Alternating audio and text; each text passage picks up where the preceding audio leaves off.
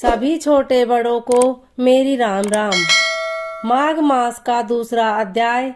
इस अध्याय में आप सुनेंगे महर्षि वैखानस का महाराजा दिलीप को प्रेरित कर माघ मास महात्म्य सुनने के लिए महर्षि वशिष्ठ की सेवा में भेजना।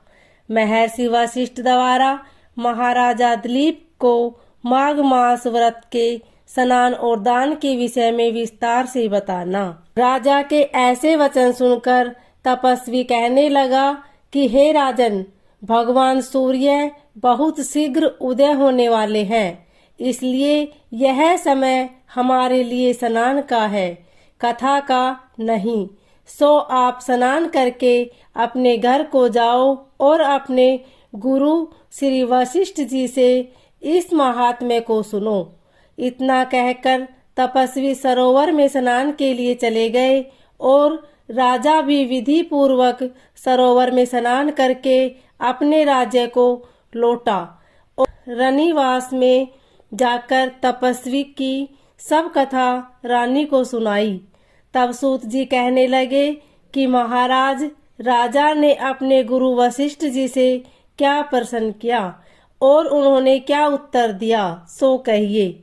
व्यास जी कहने लगे, हे सूत जी, राजा दिलीप ने रात्रि को सुख से सोकर प्रातः समय ही अपने गुरु वशिष्ठ जी के पास जाकर उनके चरणों को छूकर प्रणाम करके तपस्वी के बताए हुए प्रश्नों को अति नम्रता से पूछा कि गुरुजी, आपने आचार दंड नीति, राज्य धर्म तथा चारों वर्णों के चारों आश्रमों, क्रियाओं, दान और उनके विधान, यज्ञ और उनकी विधियां, व्रत, उनकी प्रतिष्ठा तथा भगवान विष्णु की आराधना अनेक प्रकार से तथा विस्तार पूर्वक मुझसे बतलाइए। अब मैं आपसे माघ मास के स्नान के महात्म्य को सुनना चाहता हूँ। सो हे तपोधन, नियम पूर्वक इसकी विधि समझाइए।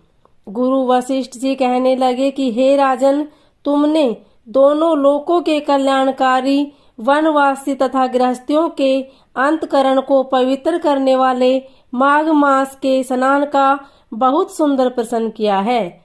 मगर राशि के सूर्य के आने पर माघ मास में स्नान का फल गो, भूमि, तिल, वस्त्र, स्वर्ण, अन्न, घोड़ा आदि दोनों तथा चंद्रायण, ब्रह्मकुर्च व्रत आदि से भी अधिक होता है। वैशाख तथा कार्तिक में जप, दान, तप और यज्ञ बहुत फल देने वाले हैं, परंतु माघ मास में इनका फल बहुत ही अधिक होता है। माघ मास में स्नान करने वाला पुरुष राजा और मुक्ति के मार्ग को जानने वाला होता है। दिव्य दृष्टि वाले महात्माओं ने कहा कि जो मनुष्य माघ मास में सकाम या भगवान के निमित्त नियम पूर्वक माघ मास में स्नान करता है, वह अंततः फल वाला होता है। उसको शरीर की शुद्धि, प्रीति, ऐश्वर्य तथा चारों प्रकार के फलों की प्राप्ति होती है। आदित्य ने 12 वर्ष तक मकर संक्रांति में अन्न त्याग कर स्नान किया।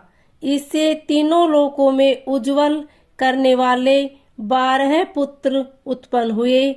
माघ में स्नान करने से ही रोहिणी, शुभंगा, अरुंधति दानशीलता हुई और इंद्राणी के समान रूपवती होकर प्रसिद्ध हुई। जो माघ मास में स्नान करते हैं तथा देवताओं के पूजन में तत्पर रहते हैं, उनको सुंदर स्थान, हाथी और घोड़ों की सवारी तथा दान को द्रव्य प्राप्त होता है। अतिथियों से उनका घर भरा रहता है और उनके घर में सदा वेद ध्वनि होती रहती है। वह मनुष्य धन्य है जो माघ मास में स्नान करते हैं, दान देते हैं तथा व्रत और नियमों का पालन करते हैं, और दूसरों के पुण्य के क्षीण होने से मनुष्य स्वर्ग से वापिस आ जाता है। परंतु जो मनुष्य माघ मास में स्नान करता है, वह कभी स्वर्ग से वापिस नहीं आता। इससे बढ़कर कोई नियम, तप, दान, पवित्र और पाप नाशक नहीं है। भृंगु जी ने मणि पर्वत पर विद्याधरों को यह सुनाया था। तब राजा ने कहा कि ब्रह्मांड भृंगु ऋषि ने कब मणि पर्वत पर विद्याधरों को उपदेश दिया था, सो बताइए। तब ऋषि जी कहने लगे कि राजन, एक समय 12 वर्ष तक वर्षा न होने के कारण, सब प्रजा क्षीण होने के कारण संसार में बड़ी उद्विग्नता फैल गई। हिमाचल और विंध्याचल पर्वत के मध्य का देश निर्जन होने के कारण श्राद्ध, तप तथा स्वाध्याय सब कुछ छूट गए। सारा लोक विपत्तियों में फंसकर प्रजाहीन हो गया। सारा भूमंडल फल और अन्न से रहित हो गया।